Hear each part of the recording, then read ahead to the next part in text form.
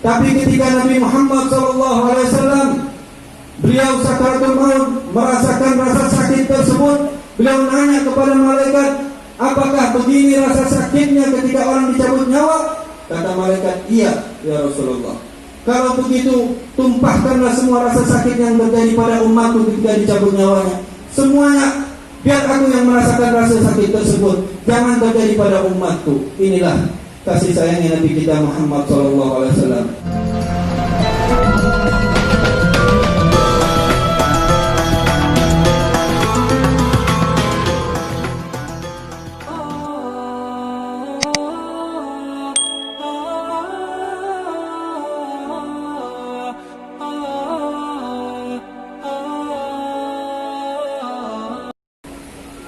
Assalamualaikum warahmatullahi wabarakatuh.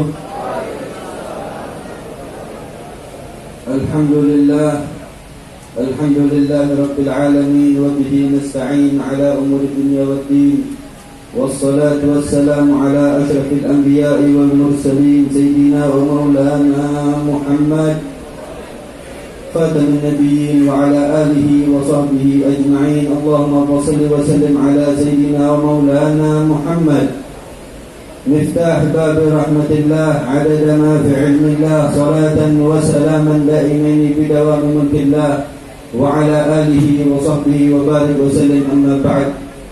Para hadirin yang dirahmati Allah Subhanahu wa taala, wabil khusus para habaib, para alim ulama, para asatidz, para hadirin semua yang dirahmati Allah Subhanahu wa taala, yang ada di tengah-tengah kita Al-Habib Ali bin Hamid, dan juga para orang tua kita yang lainnya. Mohon maaf tidak bisa Al-Fakir sebut namanya satu persatu, namun kita doakan mereka semua selalu dijaga oleh Allah Subhanahu wa taala, dipanjangkan umurnya, disehatkan badannya, dan kita yang hadir di majlis yang penuh barakah ini insyaallah mendapat rahmat dari Allah Subhanahu wa taala. Dosa kita diampuni oleh Allah Subhanahu wa taala, dimudahkan rezeki kita oleh Allah Subhanahu wa taala, sehingga kita mendapat rezeki yang berkah, yang halal, yang banyak, yang manfaat, sehingga di akhirat kelak kita bisa berkumpul bersama Nabi Muhammad sallallahu alaihi wasallam. Amin ya rabbal alamin. Alhamdulillah, hadirin yang dirahmati Allah Subhanahu wa taala, kita berkumpul di tempat yang mulia ini mengingat Nabi kita Muhammad sallallahu alaihi wasallam. Ini adalah satu amaliyah yang sangat istimewa, amaliyah yang mulia, lantaran kita mengingat Nabi kita Muhammad sallallahu alaihi wasallam, memperingati kelahiran Nabi kita Muhammad sallallahu alaihi wasallam. Di bulan yang mulia ini, bulan yang istimewa, tatkala Allah Subhanahu wa taala memuliakan bulan ini dengan lahirnya Nabi kita Muhammad sallallahu alaihi wasallam. Fawajhi wa zamanu wa syahru wad'i rabi'un fi rabi'i fi rabi'i. Hadirin yang dirahmati Allah Subhanahu wa taala, inilah bulan yang sangat mulia, bulan lahirnya Nabi kita Muhammad sallallahu alaihi wasallam. Tatkala umat terdahulu, mereka orang-orang dahulu selalu menunggu kelahiran Nabi kita Muhammad sallallahu alaihi wasallam, menunggu kapan lahirnya Nabi kita Muhammad sallallahu alaihi wasallam. Banyak disebutkan dalam sejarah, para orang-orang dahulu menunggu lahirnya Nabi kita Muhammad sallallahu alaihi wasallam. Diriwayatkan dalam kitab Imam Al-Qusqulani menyatakan bahwasanya ada seorang Yahudi yang selalu menunggu kelahirannya Nabi kita Muhammad sallallahu alaihi wasallam. Orang Yahudi di masa dahulu mereka mengenal tentang Nabi Muhammad. Mereka mengenal tentang sifat-sifatnya Rasulullah sallallahu alaihi wasallam. Bahkan sebelum lahir pun Nabi kita Muhammad, mereka sudah mengenal tanda-tandanya Nabi Muhammad sallallahu alaihi wasallam. Yahudi tersebut menunggu tentang kelahirannya Nabi Muhammad sallallahu alaihi wasallam. Beliau ke sana kemari dengan apa petunjuk yang mereka belajar dari kitab-kitab terdahulu tentang tanda-tanda kelahirannya Nabi Muhammad sallallahu alaihi wasallam. Sampai pada saatnya beliau pun datang ke kota Mekah menunggu bahwasanya Nabi akhir zaman akan lahir di negeri ini, di negeri tersebut. Hadirin yang dirahmati Allah Subhanahu wa taala, Yahudi ini pun menunggu sampai pada malam tersebut. Yahudi ini melihat tanda-tanda bahwasanya di malam itulah lahirnya Nabi kita Muhammad sallallahu alaihi wasallam. Datang seorang Yahudi masuk ke kota Mekah, lalu menghampiri di pagi harinya kepada segerombolan orang-orang Quraisy yang duduk di kota Mekah tersebut. Didatangi oleh orang Yahudi tersebut, abikum yulad maulud al-barihah, apakah telah lahir di antara kalian semalam? Lalu orang halagoh kumpulan tersebut menyatakan tidak, coba tanya di halagoh yang lainnya. Maka pergilah orang Yahudi ini tersebut menghampiri halagoh satu lagi, ditanya abikum yulad maulud al-barihah. Namun kata orang halagoh tersebut menyatakan, semalam mungkin dari keluarga Abdul Muttalib ada yang lahir. Lalu orang ini pergi menemui Abdul Muttalib, kakek Nabi kita Muhammad SAW. Lalu bertemu dengan Abdul Muttalib, izinkan aku mendengar bahwasanya sesungguhnya keluargamu telah lahir semalam seseorang bayi. Izinkan aku untuk melihat bayi tersebut. Kata Sayyidina Abdul Muttalib menyatakan, boleh, pergilah datang ke rumah ibunya Sayyidah Aminah Zuhriyah radhiyallahu anha. Maka Yahudi ini pun datang menghampiri rumahnya Sayyidah Aminah radhiyallahu anha dan meminta izin untuk melihat bayi yang mulia, bayi Nabi kita Muhammad sallallahu alaihi wasallam. Lalu diizinkan, dibawalah bayi yang mulia ini, diriwayatkan Nabi kita Muhammad sallallahu alaihi wasallam diliputi dengan kain yang berwarna merah, kain sutra yang warna merah dilapisi dengan kain dalamnya yang warna putih, lalu dibawakan dihadapkan kepada orang Yahudi tersebut. Wajah bayi tersebut penuh dengan cahaya yang terang menerang bahwa hatta sehingga Sayyidah Aminah radhiyallahu anha ketika melahirkan Nabi kita Muhammad SAW, beliau menyatakan, sungguh dengan cahaya tersebut aku melihat gedung-gedung yang ada di Basrah yang di Irak tersebut. Ini cahaya Nabi kita Muhammad SAW.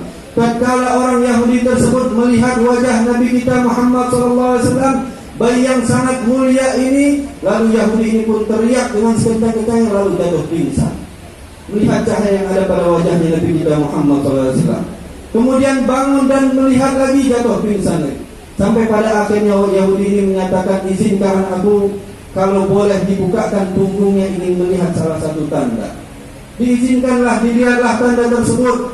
Semakin yakinlah Yahudi tersebut bahwasanya ini adalah yang lahir Nabi akhir zaman.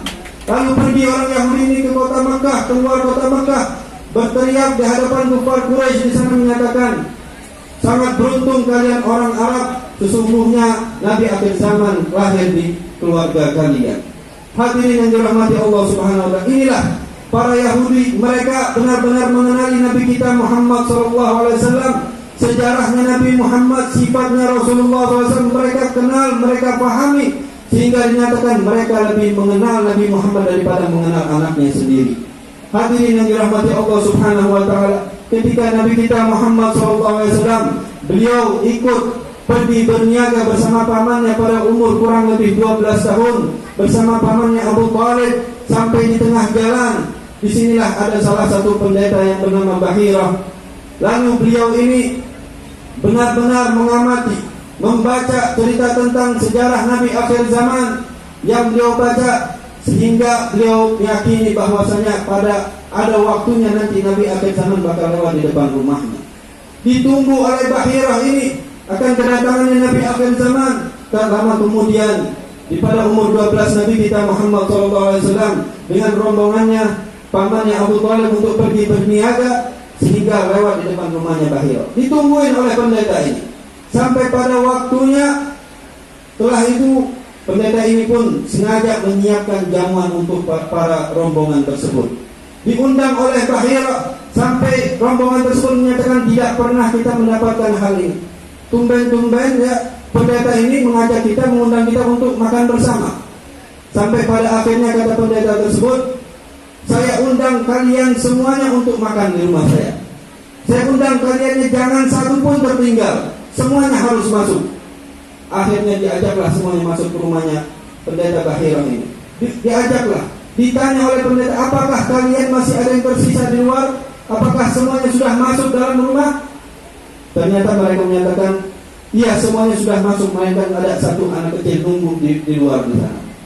Lalu dinyatakan oleh Bahirah, panggil, biarkan dia masuk, semuanya masuk, jangan sampai tertinggal. Padahal yang ditunjuk oleh Bahirah ini adalah anak kecil tersebut, yang ingin beliau cari tahu tentang anak kecil tersebut. Akhirnya dilihatlah, diperhatikanlah oleh Bahirah tersebut, sambil ngobrol, sambil makan di rumahnya tersebut. Lalu Bahirah mulai tanya jawab kepada Nabi Muhammad SAW.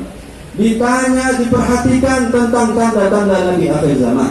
Ditanya satu persatu, bahwasanya di dalam kitab mereka tersebut dahulu menyatakan tidak akan Nabi kita Muhammad SAW, Nabi akhir zaman, bersumpah menggunakan Al-Lata wal Uzza. Ditanya oleh pendeta tersebut, Wal-Lata wal Uzza.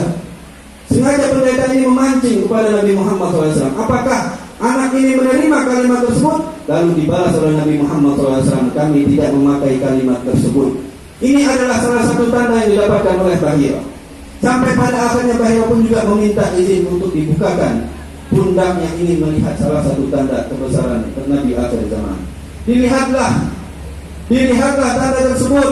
Baina katibahi alamah khatimar rusulil kiram. Di antara pundak Nabi Muhammad SAW ada tanda, yaitu tanda Nabi akhir zaman. Namun ketika Bahira melihat tanda tersebut, lalu bilang Bahira ini menyatakan kepada Abu Talib paman Nabi Muhammad SAW, kembalilah, bawa pulang anak ini. Sungguhnya anak ini terus diincar oleh orang Yahudi. Anak ini bakal diincar oleh orang Yahudi. Pulanglah, bawalah anak ini pulang kembali kotanya. Jangan ikut berdagang pergi ke negeri Syam. Sampai pada hari tersebut Abu Talib pun langsung membawa pulang Nabi kita Muhammad SAW. Di dalam sejarah menyatakan setelah beberapa saat kemudian datanglah gerombolan orang Yahudi memasuki rumah Bahira, menanyakan kepada Bahira, apakah ada datang seseorang anak yaitu Nabi akhir zaman ke tempat ini? Ditanya oleh Bahira, dapat dari mana kalian kabar tersebut? Kami telah membaca di kitab-kitab kami.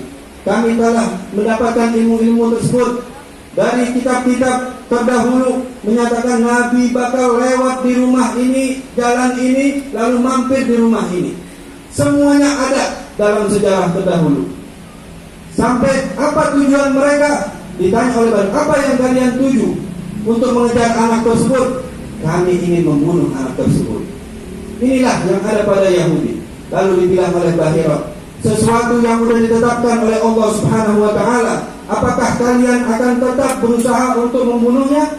Namun disarankan oleh Bahira, pulanglah kalian tidak akan berhasil.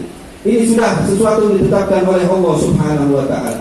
Hadirin yang dirahmati Allah Subhanahu wa Ta'ala, inilah orang-orang terdahulu, mereka Yahudi dahulu mengenal tentang Nabi kita Muhammad SAW. Alhamdulillah, kita berkumpul di majelis yang penuh barakah ini, yang penuh rahmat ini. Kita membaca Burdatul Madih tentang Nabi Muhammad SAW. Mudah-mudahan kumpulnya kita di sini menambah cinta kepada Nabi Muhammad SAW. Hadirin yang dirahmati Allah Subhanahu wa Ta'ala, dengan majelis inilah yang insya Allah membuat hati kita dibukakan oleh Allah agar tambah cinta kepada Rasulullah SAW. Rasulullah SAW sudah selalu berjuang untuk kita. Yang diperjuangkan Nabi kita Muhammad SAW semuanya untuk kita. Dari perjalanan beliau, peperangan demi peperangan, rintangan demi rintangan yang dilakukan oleh Nabi kita Muhammad SAW hanya semata untuk menyampaikan kalimat La ilaha illallah kepada kita semua.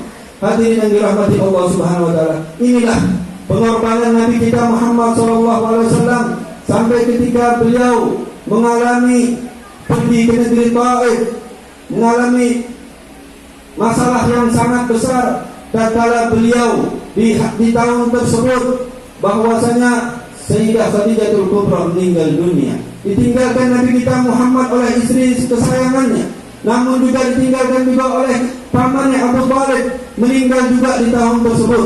Akhirnya Nabi kita Muhammad SAW pergi ke negeri Taif. Nabi kita Muhammad SAW pergi ke negeri Taif, berdakwah di sana, ingin mendapatkan barangkali di sana ada yang beriman kepada Allah Subhanahu wa Ta'ala. Sampainya Nabi kita Muhammad ke negeri Taif, namun Nabi kita Muhammad disambut oleh orang negeri Taif, disambut dengan anak-anak kecil di negeri Taif, bukan disambut dengan cara yang baik, tapi disambut Nabi kita Muhammad SAW. Rasulullah dilempari batu, Rasulullah dicaci maki, tapi Nabi kita Muhammad SAW terus berjuang dalam hal tersebut. Berdarah kaki beliau. Inilah perjuangan Nabi kita Muhammad SAW. Sampai pada akhirnya Nabi kita Muhammad SAW malah berdoa kepada Allah Subhanahu wa Ta'ala, Allahumma ashku ilaika dha'fa quwwati wa qillata hilati wa hawani 'alan nas ya arhamar rahimin.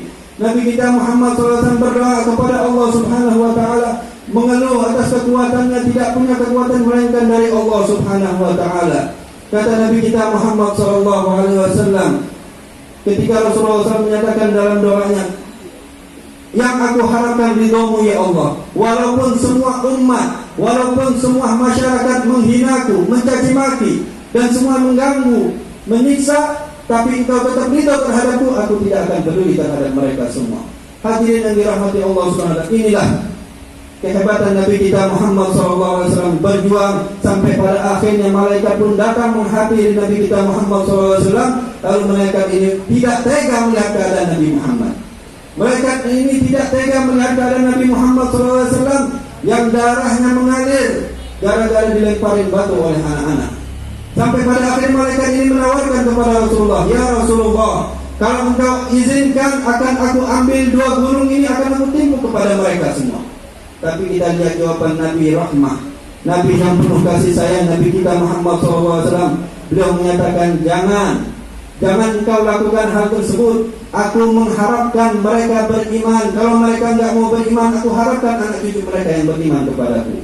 Inilah rahmah kasih sayang ada pada Nabi kita Muhammad SAW. Hadirin yang dirahmati Allah Subhanahu wa taala, Nabi kita Muhammad SAW sangat merindukan umatnya, sangat sayang, sangat kasih sayang kepada umatnya. Sampai dalam hadis beliau pernah menyatakan, wa syauqah, thumma wa syauqah ila ikhwani. Aku sangat rindu terhadap saudara-saudaraku. Sahabat pun bertanya kepada Nabi Muhammad, awalasna ikhwanuk ya Rasulullah, apakah kami bukan saudaramu? Tapi kata Rasulullah SAW, bala antum ashabi. Iya, kamu adalah sahabat-sahabatku. Ikhwani mayaduna min ba'likum yawaddu ahadukum law ra'ani bi nafsihi wa malihi. Saudara-saudaraku adalah mereka yang tetap beriman kepadaku, mereka cinta kepadaku, sampai mereka pun tidak pernah bertemu kepadaku. Bahkan seandainya kalau untuk mengeluarkan harta dan jiwanya demi melihat wajahku, akan mereka lakukan. Hadirin yang dirahmati Allah Subhanahu wa taala, inilah kasih sayangnya, rindunya Nabi kita Muhammad SAW terhadap umatnya. Namun ketika Nabi kita Muhammad SAW mengakhiri hayatnya, ketika ingin wafat Nabi kita Muhammad SAW, beliau tetap memikirkan umatnya. Hadirin yang dirahmati Allah Subhanahu wa taala, ketika beliau ingin wafat, tanya kepada Sayyidina Jibril, ya Jibril, kalau aku meninggal dunia, lantaran umatku bagaimana? Apa nasib umatku? Ini yang dipikirkan oleh Nabi kita Muhammad SAW. Selalu memikirkan nasib umatnya. Hadirin yang dirahmati Allah Subhanahu wa taala, orang kalau sakaratul maut, kalau ketika datangnya sakit kematian, tidak ada yang dipikirkan dalam benaknya, tidak ada yang dipikirkan dalam otaknya melainkan sesuatu hal atau zat yang dia cintai.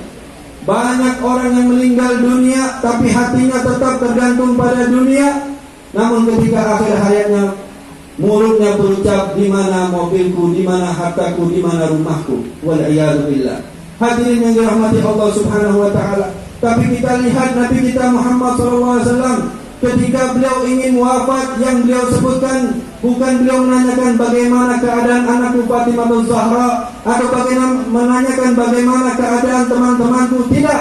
Yang diucapkan oleh Nabi kita Muhammad SAW adalah bagaimana umatku. Ummati, kata Rasulullah SAW. Bahkan sampai akhir hayatnya pun, ketika merasakan sakitnya sakaratul maut, Nabi kita Muhammad SAW menyatakan kepada malaikat, bertanya kepada malaikat, diriwayatkan malaikat Israel pun di akhir zaman nanti, di hari kiamat nanti, beliau menyatakan ketika malaikat Israel dicabut nyawanya oleh Allah Subhanahu wa taala, merasakan rasa sakitnya dicabut nyawanya, malaikat Israel bilang, kalau aku tahu rasa sakitnya dicabut nyawa, maka aku tidak akan tega mencabut nyawanya manusia. Tapi ketika Nabi Muhammad SAW, beliau sakaratul maut, merasakan rasa sakit tersebut, beliau nanya kepada malaikat, apakah begini rasa sakitnya ketika orang dicabut nyawa? Kata malaikat, iya ya Rasulullah. Kalau begitu, tumpahkanlah semua rasa sakit yang terjadi pada umatku ketika dicabut nyawanya. Semuanya, biar aku yang merasakan rasa sakit tersebut. Jangan terjadi pada umatku. Inilah kasih sayangnya Nabi kita Muhammad SAW. Hadirin yang dirahmati Allah Subhanahu wa taala. Begitu pedulinya Nabi kita Muhammad terhadap kita, cinta, kasih sayang kepada kita semua. Namun coba kita lihat hati kita timbal balik kepada Nabi Muhammad SAW. Apakah kita benar-benar sayang? Apakah kita benar-benar cinta kepada Rasulullah SAW? Apa yang kita keluarkan, apa yang kita upayakan untuk Nabi Muhammad, apa yang kita usahakan untuk Rasulullah SAW. Hadirin yang dirahmati Allah Subhanahu wa Ta'ala, mulai hari ini dan kapanpun, insya Allah semua amaliyah yang kita lakukan, kita niatkan untuk Nabi kita Muhammad SAW. Amaliyah, sholawat yang paling mulia selalu kita upayakan untuk Nabi kita Muhammad SAW. Perbanyaklah kita sholawat, terlebih lagi di bulan yang sangat mulia ini, bulan kelahiran Nabi kita Muhammad SAW, agar selalu sholawat kepada Nabi Muhammad, guna untuk menyambung hati kita ini biar tambah dekat kepada Nabi Muhammad SAW. Perbanyak sholawat kepada Nabi Muhammad SAW dengan penuh ta'zim, penghormatan kepada Nabi Muhammad SAW adalah amaliyah yang mulia. Banyak hadirin yang dirahmati Allah Subhanahu wa Ta'ala, orang yang selalu bersalawat kepada Nabi Muhammad SAW mempunyai kedudukan khas, mempunyai kedudukan yang istimewa terhadap Nabi Muhammad SAW.